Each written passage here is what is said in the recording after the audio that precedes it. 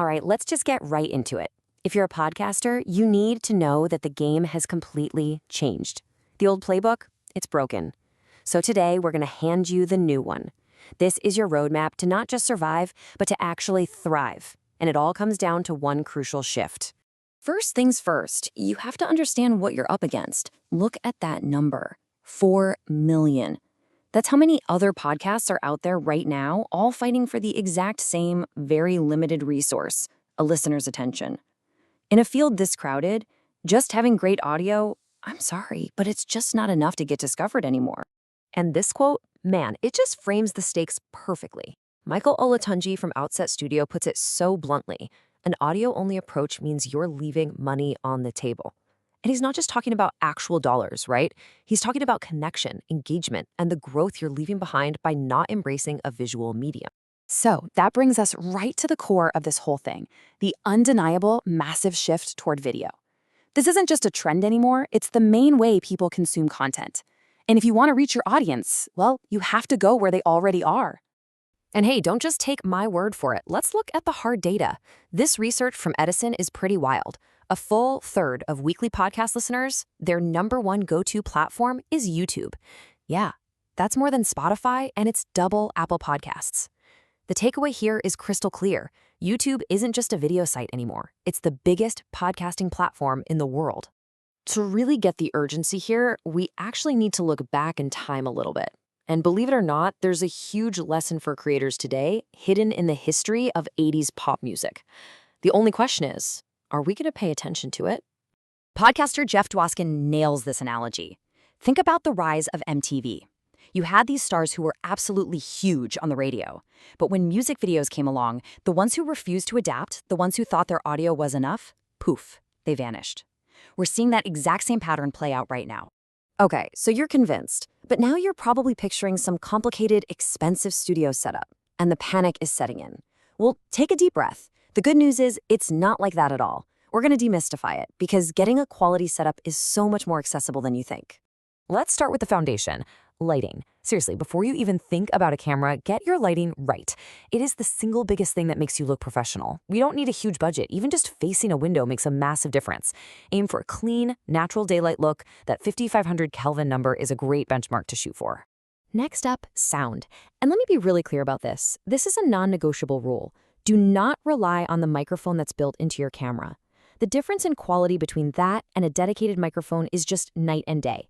Investing in a good mic is probably the single best upgrade you can make to your whole setup. Remember, it's still a podcast. Bad audio is unforgivable. And finally, let's talk framing. Video adds this powerful layer that audio just can't touch, nonverbal cues. Seeing your facial expressions, your body language, that creates a much deeper connection. So compose your shot thoughtfully. Make sure your audience can see you clearly. It's how you turn someone who's just passively listening into an active, connected viewer.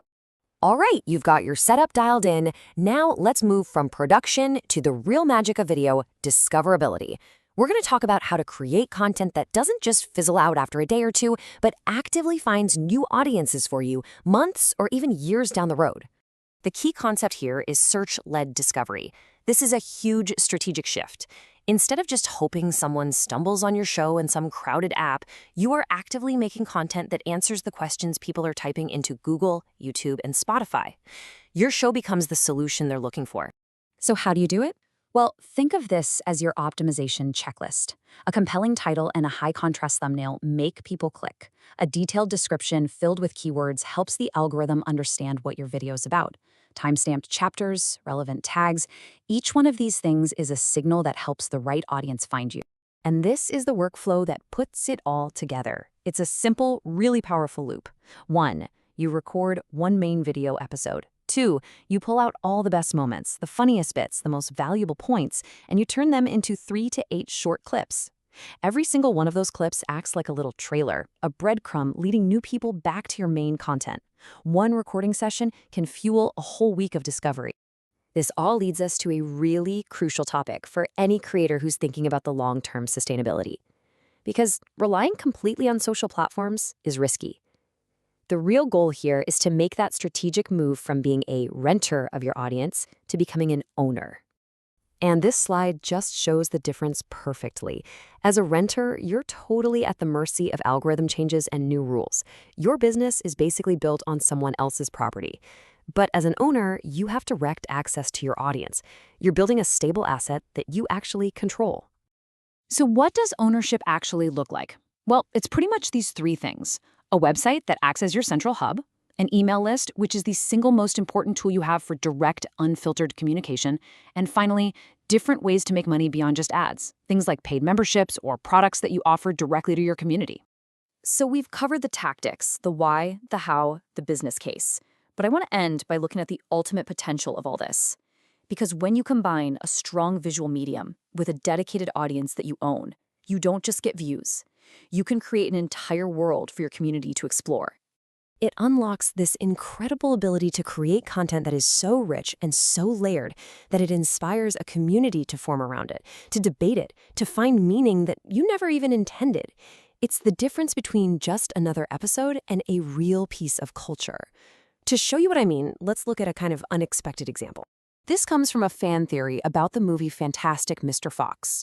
The theory suggests that the entire story is really an allegory for an internal struggle. Now, this level of deep analysis is only possible because the creator built a world with so much visual depth. Let me show you what I mean. The sun, Ash, is thought to represent Mr. Fox's raw anger and his primal side. These are details and character traits you can actually see, which allows for this deeper reading. His wife, Felicity, is his conscience, the voice of reason and guilt. Her expressions, her visual presence, it carries that emotional weight in a way audio just couldn't. And his friend Badger represents pure logic. Now, the point isn't whether this theory is true. The point is that the visual richness of the content allowed for this level of community interpretation to even happen. That's the power you unlock when you move beyond just audio. So, as we wrap this up, the big takeaway is bigger than just turn on a camera. It's about using the tools of video and search and audience ownership to build a world around your ideas. You have the platform, so the only question left is what story will you tell that's rich enough for your community to really dive into?